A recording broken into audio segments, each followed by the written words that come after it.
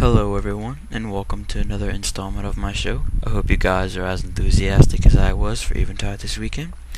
As for us in Lafayette, Louisiana, it was quite the success. This episode, we're going to talk about what I saw in Eventide and some special quote-unquote infi-combos. So let's get this show on the road, shall we?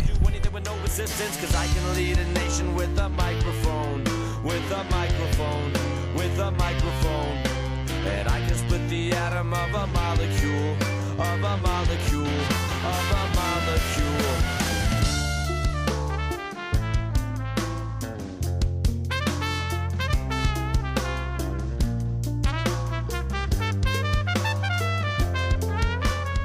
So this weekend of July 12th and 13th was the pre-release of Eventide for Magic the Gathering, and if I don't do say so myself, I thought it was a great, to say the least.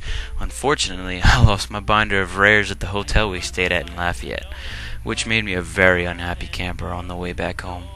But I did get 2 copies of the pre-release version of Overbeing of Myth, 2 copies of Spitting Image, a Creekwood Leech called the Skybreaker, Fiery Bombardment, Ward of Bones, and the Red-Blue Dual Land, and a few other rares that I don't have time to mention. Now on to that infant combo I was blabbering about earlier. Here we have a Devoted Druid.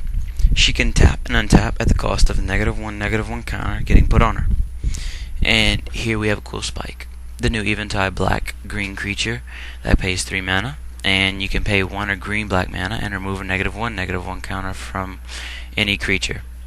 Now, seeing that Evan Irwin has already spoken of this infinite combo using the cool spike and the Devoted Druid, I thought I'd take it up a notch by explaining things that you can do with it that are pretty neat. Noticing at the tournament, one gentleman actually used this combo that I thought the night before. It was really useful, but this was only because it was Eventide. Pretty much what happens is you play Land of War Elves or something. That'll produce 1 mana.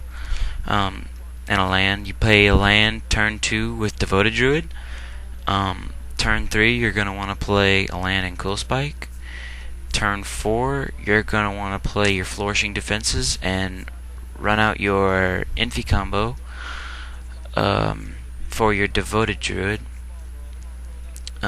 This probably is going to be your deciding turn, either to win or possibly have turn 5 be the win.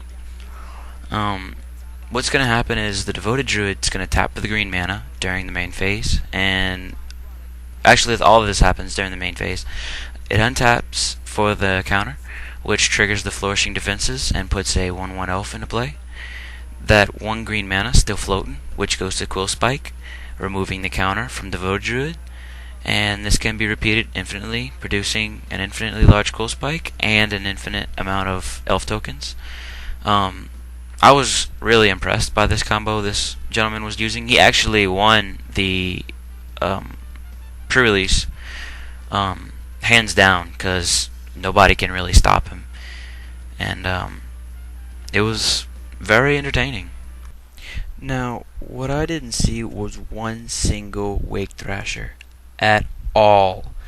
No one pulled it.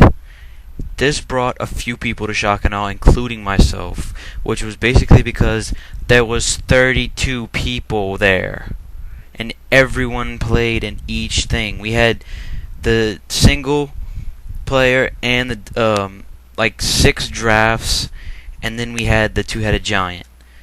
Nobody pulled it.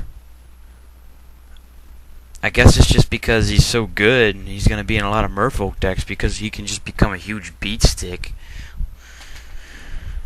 But what I also liked was there are a lot of people playing a black-white-red removal deck with Fire at Will and Unmake. I had the unlucky chance to play against this deck in the 2-headed giant, whose teammate had a green-blue control deck. Lest I say, it was actually a very close game, which we lost by 2 points of life, because I played the red-blue Noggle deck with Ward of Bones, and my teammate played the green-black Deity of Scars deck with the Sapling of Kolfenor, which was fun up until we played a frickin' mirror match of ourselves. No, seriously, we played almost exact decks of ourselves. the green-black deck played each other, and the opponent brought out a sapling of Kolfanor turn 4, and my teammate was just like, dude, I can't do anything to stop this guy. And which it pretty much slowly killed us. Yeah, you can picture me with a sad face there. Well, I hope you guys liked the second episode of my show, and as always, stay tuned.